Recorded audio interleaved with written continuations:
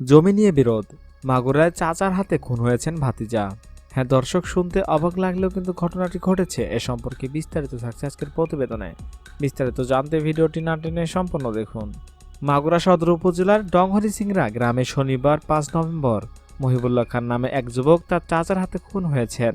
মাগুরার অতিরিক্ত police super Kamrul Islam জানান, শনিবার বিকেলে জমি সংক্রান্ত বিরোধের জের ধরে মাহাবুল্লাহর সঙ্গে তার চাচা রেজা খানের বাগবিতণ্ডা হয়। বাগবিতণ্ডার এক পর্যায়ে রেজা খান মাহাবুল্লাহর ওপর হামলা চালালে সে গুরুতর আহত হয়। আশঙ্কাজনক অবস্থায় তাকে প্রথমে মাগুরা 250 শয্যা সদর হাসপাতালে নেওয়া হয়।